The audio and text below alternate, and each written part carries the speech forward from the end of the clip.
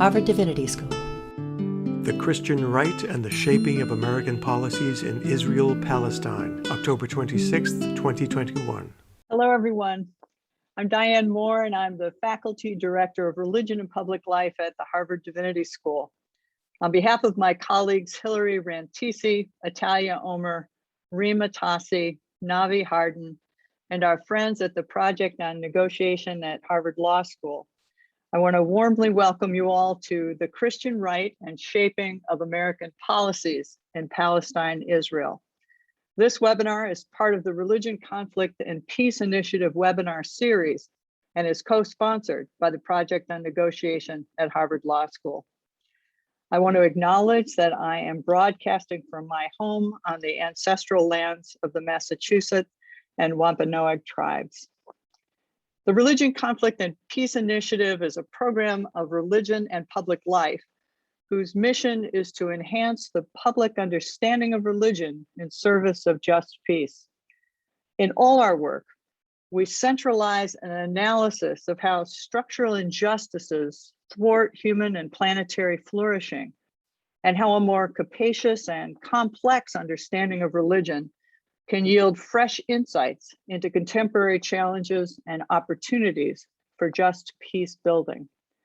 The primary case study we're focusing on for the Religion, Conflict, and Peace Initiative is Palestine, Israel.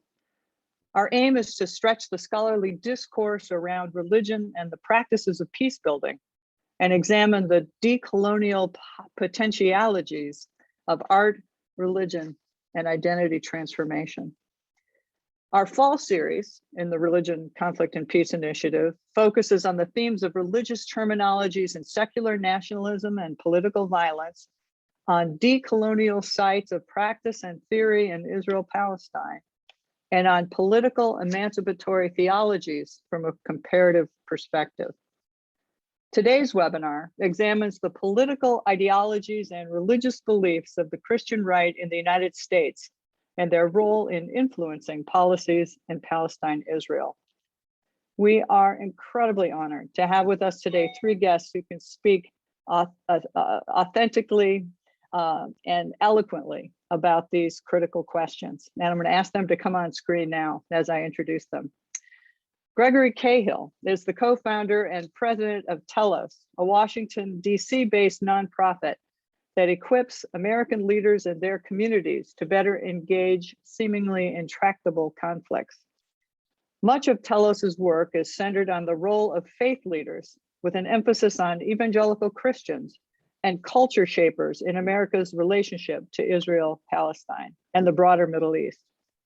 Greg is also a founding member and chair of the board of directors of Narrative 4, a global nonprofit that seeks to use story and media to cultivate empathy across divides. Greg is a lawyer and also an adjunct professor at Columbia University's Graduate School of Journalism, where he often co-teaches a course called Covering Religion. He's a former fellow of our Religion, Conflict, and Peace Initiative as well. It's wonderful to have him back for this conversation. Thank you, Greg. Professor Melani McAlister is Director of Undergraduate Studies and Professor of American Studies and International Affairs at George Washington University. Her research focuses on the multiple global visions produced by and for Americans. She explores the ways in which cultural and political history intersect and on the role of religion and culture in shaping US interests in other parts of the world. Specifically, she studies nationalism and transnationalism, cultural theory, religion and culture, the rhetoric of foreign policy, and cultural and media history, including television, film, print, and digital. In 2018, Dr. McAlister published The Kingdom of God Has No Borders, a global history of American evangelicals, which explores how US evangelical Christians, white and people of color, have constructed their understandings of and relationships with people in the Middle East and Africa. I highly recommend this book. Wonderful to have you with us, Melanie. Thank you for being here. And Dr. James Zogby is the president and co-founder of the Arab American Institute, a Washington, DC organization which serves as a political and policy research arm of the Arab American community. He is also director of Zogby Research Services, a firm that has conducted groundbreaking surveys across the Middle East. In September of 2013, President Obama appointed Dr. Zogby to serve on the United States Commission on International Religious Freedom, and he was reappointed to that commission in 2015. In 2000, 2008, and 2016, he served as advisor to the Gore, Obama, and Sanders presidential campaigns, and currently serves as chair of the Democratic National Committee's Ethnic Council, an umbrella organization of Democratic Party leaders of European and Mediterranean descent. Welcome, Jim. Wonderful to have you with us. Thank you for joining. So, Greg, the first question's going to you. Can you briefly sketch for us the theology underlying the Christian right support of Israel annexationist policies and how your work has navigated it over time? Also, if you could offer your insights regarding why this issue matters to publics beyond the Christian right and those concerned with Israel-Palestine. Sure. Diane, thank you so much for having me. I'm really honored to be part of this panel, particularly with Melanie and Jim, and looking forward to learning a lot from them. Let me start with the second part of your question, the why this conversation is important. That's one that we skip over. I come from a Palestinian Christian background, and so I've been connected to this issue for many years. I formally advised the Palestinian leadership on negotiations. And one aspect that gets sort of some attention recently is the way that America's relationship to the Middle East confounds and complicates things for those of us who value fundamental human rights for everyone, for all Palestinians and all Israelis. One of the things that we overlook, though, is that this is the Holy Land, and some of the constituencies that care the most and will care are faith communities, and particularly Christians. Historically, with this conflict, for example, for those of you who are familiar with the history of this conflict, Balfour, Lord Balfour of the Balfour Declaration, which is kind of synonymous with the birth of the modern Israeli-Palestinian conflict and many tellings of the story, Sykes of the Sykes-Picot Agreement, many of these historic figures were also people of faith, and specifically evangelical Christians who had a certain theological outlook. And that's important to name because we can draw a line from these folks in Great Britain all the way through the Trump administration with Secretary of State Mike Pompeo, Vice President Mike Pence, and we might want to go into some of this later. But why is that significant? The basic punchline here is that there is no path to a sustainable and just peace, whatever form that might take, in the Holy Land without accounting for many of these communities, bypassing them, engaging them, getting other folks to help get into the real difficult work of peace building that centers fundamental human rights. So your first part of your question about theology is very connected to that, because theology is simply a religious worldview. How do we understand scriptures? How do we understand what God's larger plan is for humanity and for us? Worldview, whether we're religious or not, it shapes all of our behavior and our interventions in this world, whether we care to admit it or not. Debatable premise, but we can say something about that. So I'll be very brief on the theology because I know we've got these other great commentators here. The short answer is there are actually several different Christian Zionist theologies in America today. Historically, going back to Britain, as I mentioned, there's something called dispensationalism, big word. All it means is there was a John Darby, British theologian, who really codified the foundational ideas of Christian Zionism. And dispensationalism divided the Bible into certain dispensations or periods of time to understand God's evolving plan from the beginning until end times. And in that plan, Israel played a central role, Israel as God's chosen people. And the covenant that God made with Abraham in the Old Testament was seen as extending into the modern day to the Jewish people today. So there was this conflation even before the state of Israel was born in 1948 with these Old Testament realities and events. So dispensationalism basically said that, the end times, for the end times and Jesus to return, some things would have to happen, including the Jewish people returning, quote unquote, to the land of Israel, at which time Armageddon would happen. All but 144,000 Jews, under some telling of the story, would be slaughtered. The remaining 12,000 for 12 tribes of Israel would convert. Jesus would return. This real fire and brimstone thing. And that was the real foundation of dispensationalism. That took some hold with the establishment of Israel in 1948, which many Christians interpreted as a fulfillment of biblical prophecy. But since then, in particular in the States, there's been a differentiation. So Christian Zionism, some folks don't put much emphasis on the end times philosophy anymore, but pretty much all Christian Zionists who are motivated by a theological worldview will say that one, Israel holds a special place in God's plan. Two, the Jewish people are God's chosen people. Three, modern Israel is a fulfillment of biblical prophecy. And then they'll cite Genesis 12:3, which says, God said to Abraham, I will bless those who bless you and curse those who curse you. So they see this duty, this religious duty to help bless Israel and the Jewish people and also not be cursed. Politically, that's manifest into one of the most consequential movements in America today. Tens of millions of Americans identify as Christian Zionists. Definitely not all evangelical Christians and definitely not all Christians. We can say more about that later, but they support Israel in this hardcore pro-Israel form, including the annexation policies that you mentioned, in a way that includes tens of millions, hundreds of millions of dollars a year, plus a lot of the political support that we see that has increasingly been codified within conservative Republican circles. Oh, thanks. Thanks so much, Greg. I mean, that's you've just consolidated a really rich and important set of narratives, I think, that define our current moment in really eloquent ways.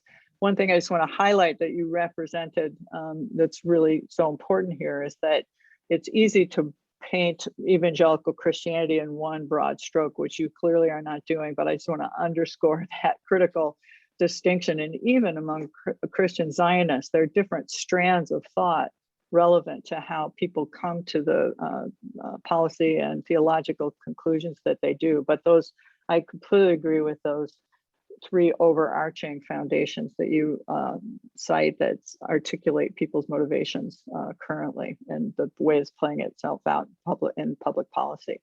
So thank you. Thanks so much for that. Jim, I'm going to turn to you now.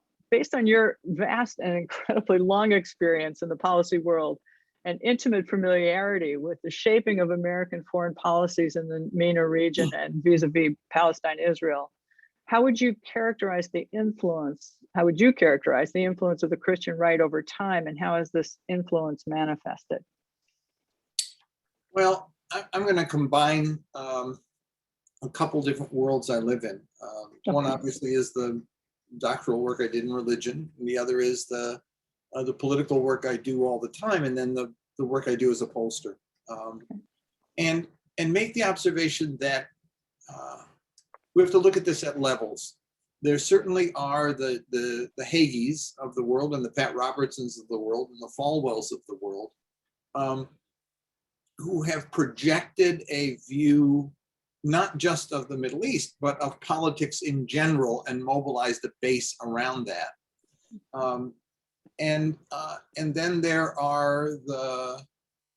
there's the base that they have. I dare say that most of the base of a Pat Robertson had no idea at all about the end of times, and frankly would say, "Oh man, I don't give a shit about that. I'm in it for that." It wasn't an issue. It's not something they knew about, cared about, and actually it would scare the heck out of them if you'd say, you're in a movement here that wants to see the end of the world come real quick, right? And Israel's going to say blah blah blah. They don't know anything about it. Robertson would go on about it on his show, but the reason why people listened had nothing to do with the sort of the theology that he projected. There were other issues there. The Robertson movement in '88, which eventually took over about a third of the Republican Party, was based on cultural issues, domestic cultural issues that grew into and took different forms. I mean, there is the Christian right, but there's also the Gingrich right, which both coalesced around the Trump right, that is a manifestation of largely white, largely middle-aged, middle class, folks from communities that have been dislocated economically and socially and culturally.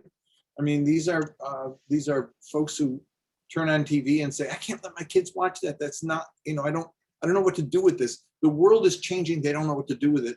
In 2008, they woke up and in literally overnight, unemployment doubled.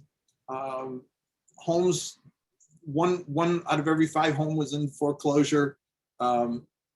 Pensions lost 30, 40%. And they were completely lost in the middle of all of this. And these folks that were preaching at them were giving them a message of entitlement. And Israel fit into that in a weird way because Israel was strong. I call them anti-Semites for Israel because they are, because of their overall cultural orientation, they're not favorable toward Jews domestically. And Trump, as you saw in Trump's messaging, there was a lot of that, right? That was very incendiary about Jews. I like Jews to handle my money because they know how to do it. Or, you know, he talked about the little Jewish guy leaning over his accountants and stuff. But at the same time, Israel was strong and stood up against Muslims, stood up against the threat, the other that was challenging us. And so I think that the leadership of the Christian right, separate from the base, saw this opportunity to build their movement around a broad range of issues. Initially wasn't Israel, but had to do with domestic stuff, everything from abortion to gays to sort of, what do you call it? I forget the term that one uses about Transgender? Dog whistles about racism, and about economic entitlement. And at the point where Israel becomes a factor, it fit into the schema of the us versus them cultural mold that they created. But again, I think that the theology never was an issue for most people. It wasn't something they knew or cared about. And one evidence that I find in that is that if we look at the polling as it's evolving in the country, as the demographics of the country are reflecting different views on the Middle East. I mean, people have argued that there was a partisan split on the Middle East. It's really not partisan, it's demographic. It's young people, people of color, educated women in one corner, and then largely white, middle-class, middle-aged, you know, folks over here. The born again versus the not born again. It's interesting when you look at that among evangelicals, the same holds true. Young evangelicals have very different views than older evangelicals. Black evangelicals very different than white evangelicals. Sure, there are some in each camp, but overall, the trend line among those who identify as born again or as evangelical is to move more toward their demographic cohort than their religious view cohort. And I think just on that cultural side, I would say that the influence they have has become substantial because they have wedded themselves in the Republican Party. They have brought money, they've brought votes. People don't vote Israel necessarily, but they vote for what their religious leadership, quote unquote, their political, in this case, cultural leadership, quote unquote, will say to vote for. And they've become a stalwart component. About 40+% of the Republican Party base right now is identified as born again. I mean, yes, there will be those who will sort of get ecstatic over the embassy in Jerusalem. But for the most part, those aren't the issues I think that motivate people on the evangelical right. That's not the issue. That it's not as big an issue as abortion or gay rights. And even those issues, I dare say, are not ultimate. You know, abortion's an issue for the religious right until they get somebody pregnant and need to get an abortion. Gay rights are an issue on the evangelical right until their child comes out as gay or their best friend or neighbor comes out as gay. You know, I mean, there is that sense that this is a theological sort of overlay that covers a deeper cultural sense of dislocation that needs to be addressed primarily. That's the issue. So I don't get into theological debates with folks. I look at where the culture is and where they're, what are they saying to me when they say God this or that? You know, it's the same as like when you're growing up and somebody would say God damn, and they, oh no, and it's like what he's really saying is I'm angry. Which is a way of saying I'm angry. It's kind of the same thing in this world too. I peel off the overlay and I look at what's under it and what are they saying? They want tough guys to beat up Muslims. They want somebody that they can count on as strong, like, you know, the sort of the Superman that fights against the bad guys. And they, you know, they follow their leaders who represent to them a range of issues that they feel strongly about, more strongly, I dare say, than Israel, but they'll be with them on that too, as long as it's serving that broader purpose. I hope that made some sense. It absolutely did. And I've got a few comments I'd love to make. I'll just make two briefly. First of all, I really appreciate your challenge to the notion that these become theological, as though theological beliefs are somehow discrete and overriding from other embedded social, cultural, historic experiences. So religion, like all of these frameworks and worldviews, are always embedded. It's always intersecting with these other questions. And it's also permeable and malleable. I was just reminded 100 years ago, in my own doctoral research, I was doing work on the history of Protestant Christian statements on reproductive rights and abortion.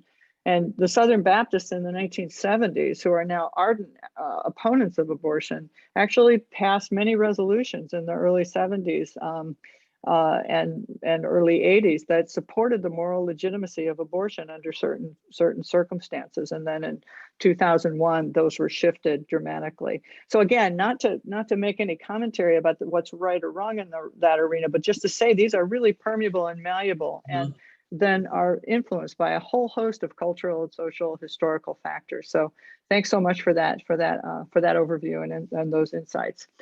And Melanie, to you here. You most recently, you wrote about a campaign focused on persecuted Christians in the world as a form of evangelical internationalism. How can we understand Christian evangelicalism globally and intergenerationally? And why might this matter to the broader conversation today about the role of the Christian right in shaping policies in Palestine, Israel, and the broader MENA or SWANA region? Further, and in light of your recent article on evangelical internationalism, how can we understand why the plight of Christian Palestinians, especially, is exempt from the broader focus on Christian persecutions in the MENA region? Thank you. Thank you for that question. It's really great to get to be here and talk about some of these issues. Yeah, I think that in my recent book and in some articles I've written, I've focused a lot on this movement on behalf of persecuted Christians, because it has become, I would argue, an overarching emotional or affective framework that shapes how American evangelicals and some other Christians see their place in the world. I mean, in the world, globally speaking. So that, you know, in the 60s or 70s, you might talk about sponsoring a child who was poor, but now if you're an American evangelical, you sponsor a persecuted child, you know, and the language of persecution, the idea that Christians are persecuted globally, particularly by Muslims, but not only, has become a major through line that crosses some liberal and conservative lines. It was behind the movement for the International Religious Freedom Act in 1998. It has been central to the last two religious freedom forums that Trump and Pence held over the last couple of years of that administration. And the language, and it shaped President Trump's immigration policy. So the idea that Christians are suffering at the hands of persecuting others, and that American Christians have become, American evangelical Christians have become, like other Christians, actually much more aware of themselves as part of a global community, as a minority of Christians in the world, and as a part of a global community of Christians. This is a good thing. It's good to actually recognize those connections. For any of us, Americans are so famously solipsistic in this way, but that the way that connection has been framed has been, on the one hand, sort of understanding the situation or status of Christians in other parts of the world, but on the other hand, seeing things, and this kind of comes back to one of the things that Dr. Zogby was saying, is seeing things through the lens of religion, instead of seeing the rich context in which things happen. So if American evangelicals want to understand what's going on in Turkey or Nigeria or Sudan or Iraq, they often frame it as Christian-Muslim conflict, instead of seeing that there's ethnic issues, there are issues of finances, there's issues of long and troubled interscene politics domestically that get framed for Americans as good old-fashioned religious conflict, that we can take the side of the good Christians against the evil others. So this persecuted Christians movement has been incredibly powerful. It has made a huge difference in how American evangelicals narrate their relationship with other parts of the world. And you might think, as you suggest, that, well, if they're going to start thinking about Christians who are having a tough time, wouldn't that put them on the side of the Palestinians? I mean, after all. And for a few people, it actually has done that. There has been some more increasing recognition of Palestinian Christians as a group of people that maybe American evangelicals need to be talking to and recognizing for some subset of American evangelicals, because those Palestinian Christians are also recognized and respected in the global arena by Christians in Nigeria or South Asia or Europe in far more greater numbers than they are in the US. And again, there's a kind of global conversation happening. But I would also say that the reason that Palestinians have been largely ignored is that the fundamental thrust of this movement has been to highlight Muslims or Islam as the danger to Christians. And Israel and pro-Israel activists in the United States have been actively supportive of this movement for that reason. And so even though in my book and in my work, I try to show that this is not a giant conspiracy and that there is actually good reason to be thinking about the status of Christians or any other group of people who might be suffering and hungry and suffering from HIV/AIDS, and that sometimes this awareness has actually forced American evangelicals to take seriously debt relief to Africa, HIV/AIDS, poverty, all of those things. But at the same time, when they start focusing on persecution, it has been shaped largely or significantly through an anti-Muslim narrative, and that actually it has been therefore infused with pro-Israeli sentiment and with the idea that Israel is the kind of ally for the US in the Middle East, vis-a-vis Muslim majority countries and in other parts of the world too, actually. So it's a complicated position, but I think it's important to understand. And I'll just add to this, I think it's important to understand because it's both theological and it's also loose in the kind of way that I think Jim wanted us to see. Like, it is a theology. I mean, it's connected to the idea that Christians will be persecuted, right? You will suffer for my sake, Jesus says.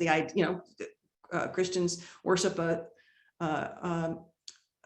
God who was killed on the cross, right? So the idea that Christians are persecuted has deep theological roots, but it also has a kind of loose affective sense that you don't have to be able to cite chapter and verse to be able to say, well, we know Christians have it bad here and there, and I've seen these pictures, I know it's bad. And it actually, it helps explain, I think, what is otherwise kind of inexplicable why, there are a lot of reasons why American evangelicals talk about themselves as, the war on Christians, as themselves as suffering under, discrimination. American evangelicals believe that that as Christians, they are discriminated against more fully than they believe Muslims are discriminated against in the United States. So how do we understand that? And there are many ways, but one of them is to understand that there's this global conversation, and American evangelicals have inserted themselves into it as being part of a persecuted community persecuted globally, but then also, they're after us here too. And so I think understanding that kind of larger affective and political framework might help us see Israel as part of as a central part, but a part of a larger story about how American evangelicals are positioning themselves internationally. Excellent, really articulate and astute observation. Thank you. I think it's so interesting because I so agree with you the way that Christians, the narrative is framed Christians versus Muslims, right? In a broad sphere. And of course, here in the US, the persecution is against a kind of quote secular worldview. It's the secularism itself, which has its own complications, of course, given the roots of secularism are so deeply informed by Protestant Christianity itself. So this is a really interesting set of questions. The other thing I was going to add and ask if you would agree with this, Melanie, is that in my own teaching, I think the other reason why Palestinian Christians are not on the radar for people around persecuted Christians, aside from the fact that it would then, it wouldn't fall into the Christian versus Muslim narrative, is that so many people are so unaware, literally, that Palestinian Christians exist, that there's an invisible way that they are just not recognized. So my students, astoundingly, who actually have training, I teach graduate students, so they're not just coming right out of high school. Many are just surprised to learn that there are Palestinian Christians. Yeah, and I think that this speaks to both, again, this kind of general problem of American education, but something I wanted to mention, which is another form of kind of soft Christian Zionism, is through Holy Land tourism, which we were talking about earlier. Right. And so many Americans go to the Holy Land and they go through these tours that are primarily, very pro-Israel in their orientation. Yeah. If they meet any Palestinians, it's in highly compromised and limited ways. Yeah. And they come back with a sense of Israel is great. Israel is great. They invented hummus, apparently. They have wonderful food. I mean, they are nice to us, and they're protecting the Holy Land, and we get to go see all these places that are important to us. And so they tell a story that wipes Palestinians off of the map through these tours, okay, even when it's not some big rah-rah, apocalyptic end time story. I took several Holy Land tours as part of the research for Kingdom of God. And the stories are just like, here we are, this Israeli guide telling people, here we are, taking care of the land, see how beautiful it's blooming, see the wonderful Christian churches that I know all about as your guide and respect. And this is what Israel is to you. So again, there's all sorts of ways. And then even if you don't go on the tour, if somebody comes back and talks about it, right, from the church. And so it becomes a kind of common sense knowledge that Israel is friendly and Palestinians are invisible. Yeah, great. Good, really good points. Thank you. Just to move along, Jim, I'm going to come back to you. What are some of the patterns of convergences between Jewish settler lobbies and Christian Zionists in pressuring policymaking vis-a-vis Israel and Palestine? And where do you see disruptions to their rhetorical or to their rhetorical and semiotic hold on the American discourse? For example, perhaps you can introduce recent shifts in Congress by the Squad, et cetera. Would love to hear your thoughts on that. Let me make a couple points. To Melanie, I served on the U.S. Commission on International Religious Freedom and lived through this every single day, the point you're talking about. And I brought at one point the Patriarch of Jerusalem to meet with the commission because he had a couple of little requests. It was the wall that was going through the Kremesan vineyard. It was the fact that priests, when they would come in, had to choose between, they had to get a visa either to go to the West Bank or to Israel proper. They couldn't do both. And then there was the family unification issue in Jerusalem. My God, my commissioner colleagues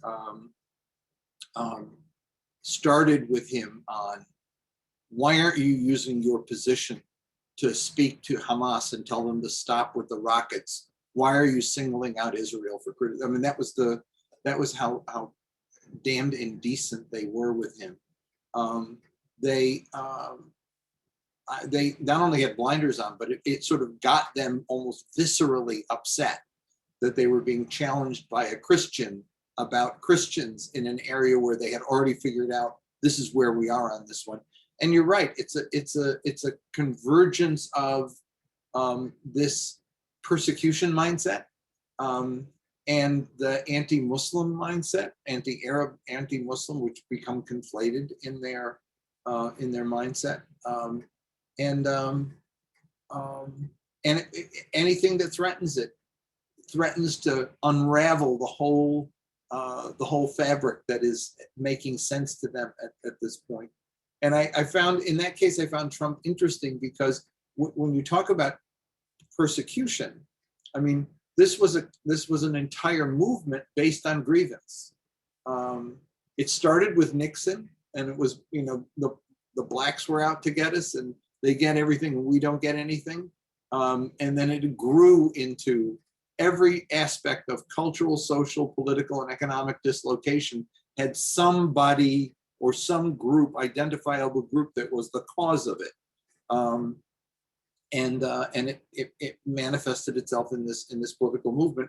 And what the religious right does is kind of sprinkle holy water on this mindset, and give it a sort of a elevates it in terms of its rhetoric, but it's the same ugly content. How does it play out in Congress? These aren't the smartest, they're not the brightest bulbs in the chandelier, these guys in Congress. It's one thing I've kind of learned along the way, is that never give them credit where they don't deserve it, as sort of thinking people. They act reflexively in many instances. It's what's going to get me elected, what's going to keep me going here, where's the money coming from, who's going to cause trouble for me. And if you're a Republican, there are a number of issues you're not touching with a 10-foot pole, because you know where the money comes from, and you know where the votes come from, and you know who's going to give you a hard time. And so as that movement grew and became rather, I wouldn't say totalitarian, but quite authoritarian in the way that it maintains control over groupthink, there are articles of faith, if you will, that are not articles of faith in that I believe them deeply and I mold my life around, but I mold my political career around them, because it ain't safe to mess with them once I'm there, and if I want to stay there. And Israel's one of them. Some of these guys couldn't find some of the issues we talk about. They couldn't find the places on a map, but it didn't matter. It as Melanie said, it's us and them. And if it was Muslim and Arab, then it was like it was them, and let's go with us. And yeah, the Palestinian Christian, Greg, is uncomfortable. It's like, I remember I brought an Anglican priest in '78 when I was running the Palestine Human Rights Campaign, to meet with religious news reporters of a number of different, from the AP and the Washington Post, those who covered religion. And the first question he got was from the AP guy, who said, "Now you're an Arab Christian. That's interesting. When did your people convert?" And that was sort of the mindset that they were. Back then it was ignorance. Now it's not ignorance so much as it's willed ignorance. I don't want to know. It doesn't help me to know. Why are you bringing these people to see me? It just unsettles things. I don't need to know this. And I think that that's pretty much where it is. Where Bernie and the squad and folks who are challenging on the progressive side, they're making it uncomfortable because they are challenging this fabric. On the Democratic side, it's not a challenge on the Republican side at all. The control that the groupthink has on that side is pretty complete. I mean, to the point where it doesn't matter if if I look out and I see the sun shining and Democrats say the sun's shining, they're going to say, no, it's not, it's going to rain, or it's, they won't let them pass a budget. They won't let them get appointments approved. They won't, they're just going to stop the country because they don't want Joe Biden reelected. On the Republican side, on the Democratic side, rather, the groupthink is already unraveling, and it's unraveling because the demography of the Democratic Party is becoming more complex. Blacks think differently about issues than older middle-class whites do in the Democratic coalition. You've got a range of issues, and Bernie gave voice to some of that, and the squad gives voice to some of it. Look at the squad. I mean, you have an African Muslim, you have a Palestinian Arab Muslim, you have a Puerto Rican, you have an African American from St. Louis, you've got an African American from Westchester County. I mean, you've got this people of color coalition coming together that is reflects the demographic views of their components of the country. Bernie was different in that regard because he tapped into that. I might say late to the game, because I've known Bernie for a while, and this wasn't an issue for him before he ran for president. But when he ran for president and saw that it resonated well, it was like he grew with the issue. He realized this is one that works. My base wants this. And I think that as the Democratic Party moves on this, we're not going to see the same movement on the Republican side at all. Rather, what we'll see is a shrinking of the Republican base as younger people drift over. In other words, the Republican hold over the ideology is solid, and they run it. I mean, Republicans are carnivores and Democrats get eaten alive. Republicans will leave. Younger people will leave. People of color will leave. Republican women will leave. They will not tolerate this, anti-gay, anti-woman, anti-people of color agenda. The base will shrink, but the hold that this cohort of everything from neoconservative right, religious conservative right, and the big industrial money guys who are funding a lot of this stuff, that hold will remain solid. I don't see that breaking up on that side at all. And if you're a Republican member of Congress who wants to keep their money and the support that they'll give, you'll continue to stay on board with them. Well, that's a very sobering picture you're drawing there. Although I'd be interested, this feeds really beautifully into the question for you, Greg, if I can come back to you. If you can share with us from your extensive work with multiple publics of evangelicals about how and where shifts in narratives occur and why. Well, let me just start with where Jim left off, which I think is fundamental on this issue. Culture very much is upstream from politics, and members of Congress are followers 95% of the time. They're following what their constituencies and their funders want them to do. And there's no rationale that's politically viable for a Republican member of Congress to shift a vote, much less to even listen to another perspective on this issue right now. I think what's interesting about the squad, and listening to you, Jim, on the squad, is now with Bernie, for example, he saw that there was a political rationale. Work over decades by progressive activists, not just overnight, and Jim is one of the key figures here, is what enabled there to be this shift in progressive culture, and now for there to be within the Democratic Party, not the entirety of the Democratic Party, a shift on this issue, which is significant and probably lasting and probably headed in this direction. And that's what's going to need to happen.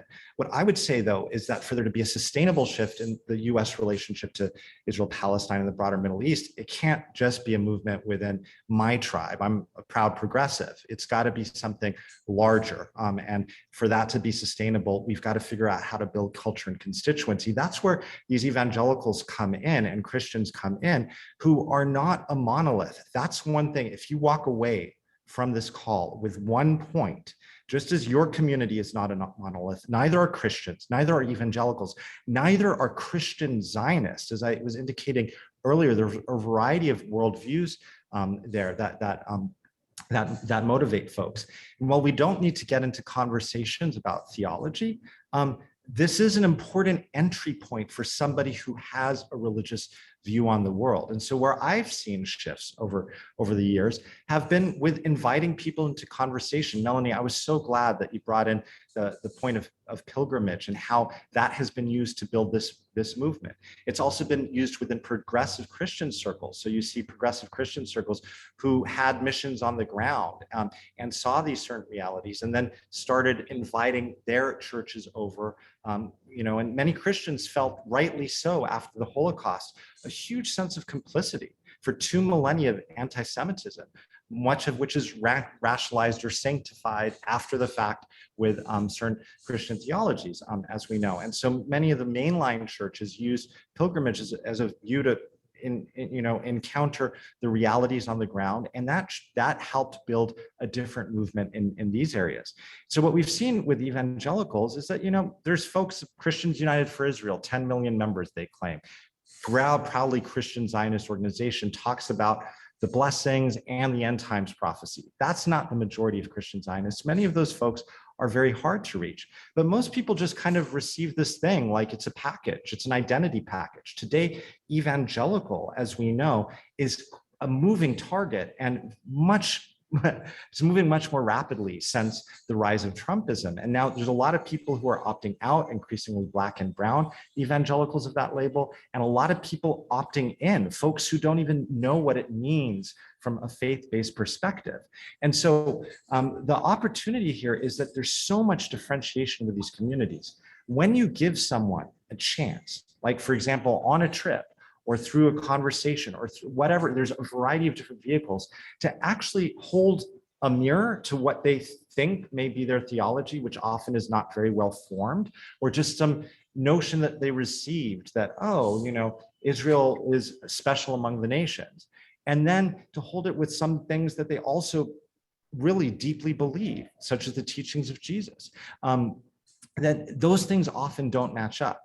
Evangelicalism specifically, I think there's been a huge gap. So there's something called discipleship in Christianity, which is the idea of learning to become a follower of Jesus. And among evangelical churches, this idea of peacemaking or peace building, which is prevalent in a really robust fashion throughout the New Testament, through the Christian portion of the Bible with Jesus, has just been totally absent. Evangelicalism has primarily focused on this personal relationship with God or Jesus, and then going out and evangelizing or spreading the faith. And there isn't this robust idea of peacemaking's discipleship, which means engaging the other, whether it's the Jewish other, the Muslim other, the other from a different sexual or gender identity. There isn't this idea for engaging the other apart from this purpose of evangelizing, getting them to believe in Jesus. That's really sort of robustly formed within many evangelical circles.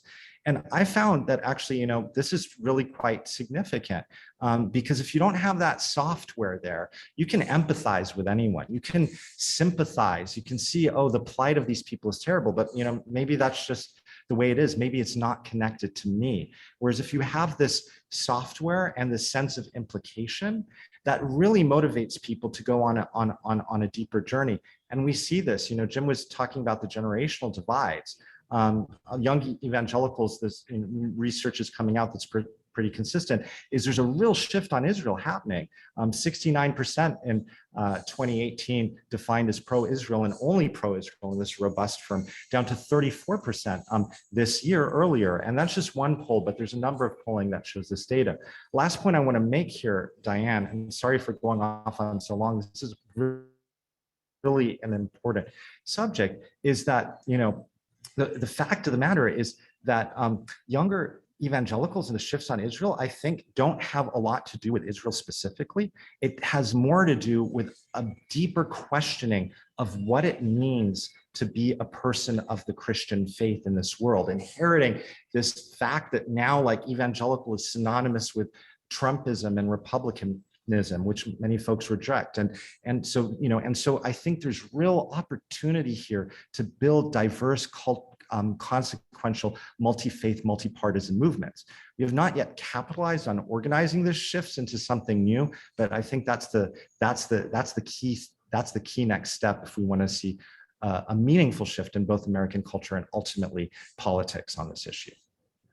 I love that. There's so many strands from both of these comments that I'd love to pick up on. Let me just emphasize that I think exactly what you were just talking about, Greg, about in religious study circles to be biblical hermeneutics, the hermeneutic, like how do you read the Bible?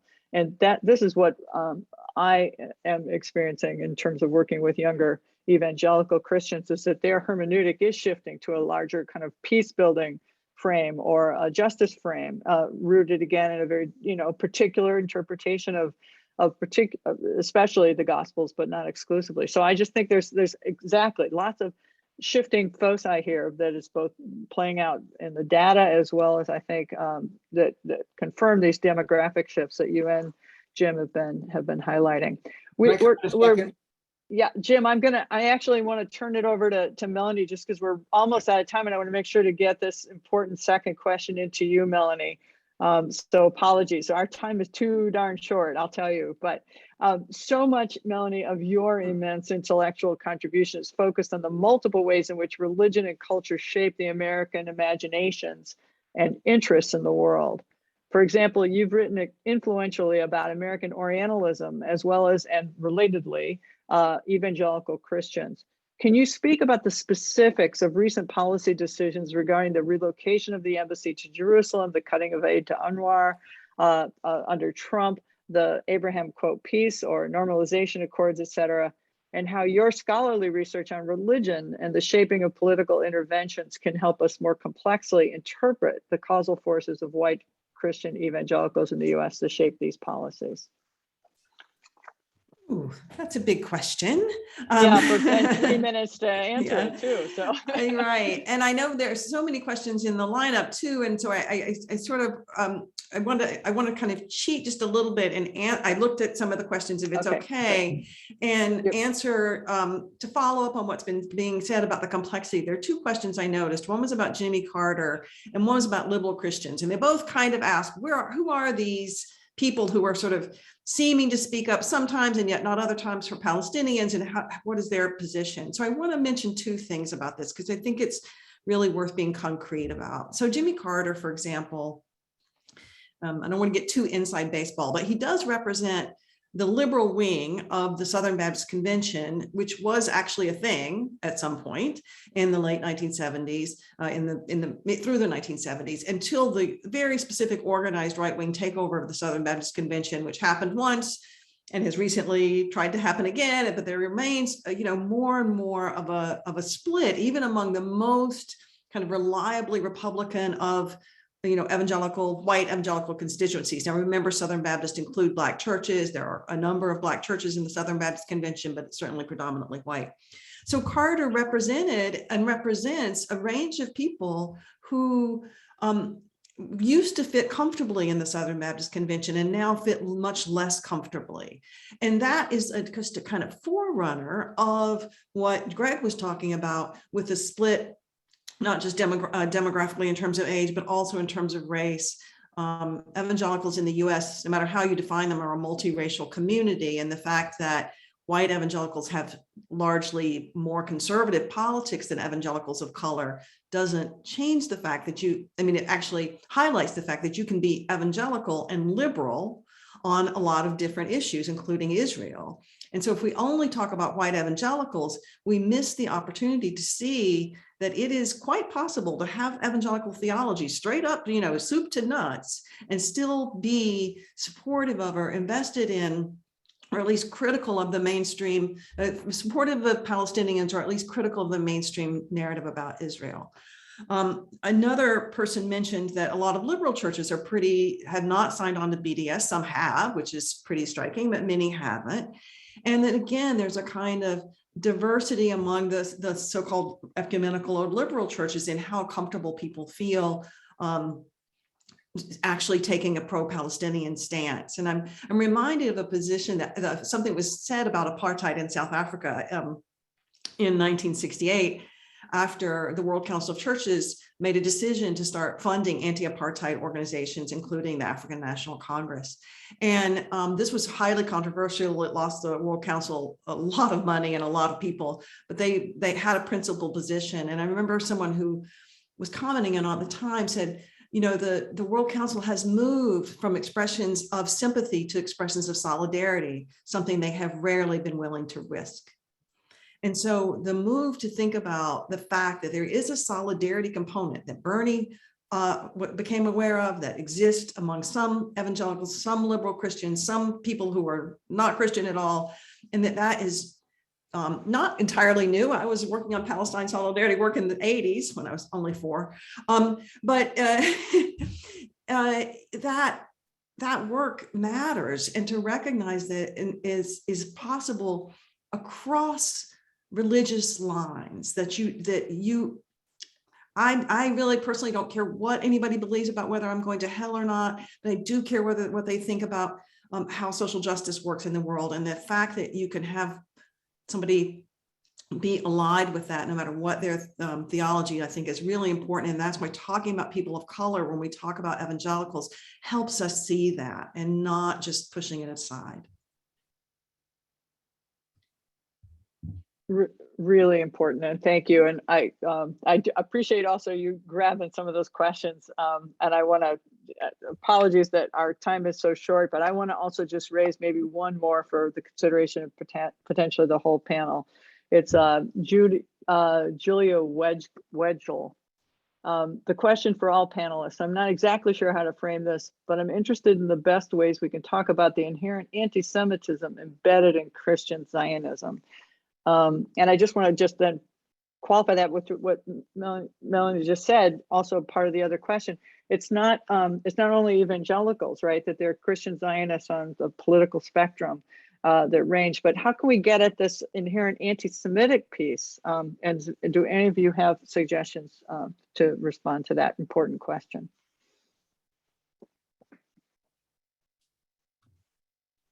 I can jump in here. I think this is a place that a lot of work needs to be done. And I just have to mention that, you know, I'm perhaps not the person to answer this question. Perhaps that person is not on this call. I'm obviously Palestinian American from a Christian background.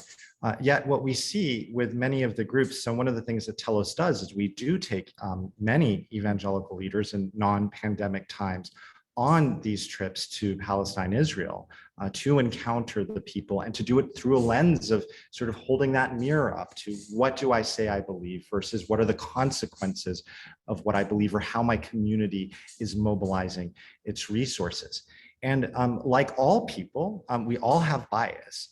Many of the folks that we bring have bias. With Christianity specifically, there's a lot of bias inherent in Judaism. It's in fact sort of, you know, a heretical Jewish sect. Jesus was a Jewish rabbi, and the history of anti-Semitism goes quite deep within Christian experience. So the question of how to combat this, one, I think one of the first steps here, and this is the first step in so much work that's overlooked, is getting people to recognize there's a problem and getting them to see that their communities have been or are complicit. It's wonderful to humanize Palestinians. One way that evangelical anti-Semitism rears its ugly head is through this idea of philo-Semitism, which still instrumentalizes the Jewish people and makes them into this one-dimensional sort of, you know, caricature. I think so getting people to see and experience that is fundamental. With evangelicals specifically, I know we've touched on Islamophobia, which is really important, I think, to link here. I was speaking with Brian Zand, who's a prominent evangelical writer a few months ago on research for an article that I was writing. And, you know, he noted that many American evangelicals consciously wanted to combat anti-Semitism once they, you know, post-Holocaust, post-World War II. But the problem was that they replaced one scapegoat, the Jewish scapegoat, with another, the Muslim scapegoat. And I thought that was really insightful here. So part of the key place to get, and it's really tough, but I think it's on all of these issues connected to systemic injustice that have are sustained by these biases, is getting communities to actually see and acknowledge that there's an issue there that they're complicit in. How we do that, I think that's a big question, but a lot of it, it does come back to forming these relationships and amplifying different voices and stories in strategic, accessible ways. Absolutely, Greg. So, just a lot of the movement that we've seen, both the rise of a particular form of Christian evangelicalism that's in ascendancy now, as well as the challenges to it, are all rooted in grassroots kinds of efforts that are long-term and long visions. And I want to thank all of you on the panel for your critical, long-standing work on these important questions to help us wrestle with the complexities of this region, with the hope for a more just future that we can all appreciate and help contribute to. Thank you all. Wonderful to have you with us. Thank all of our guests who joined us. We're so grateful for this conversation. And once again, we will have this recording posted, and hope that we continue to have these conversations as we move forward. Thank you, everyone. Thank you. Sponsor, Religion, Conflict, and Peace Initiative. Copyright 2021, the President and Fellows of Harvard College.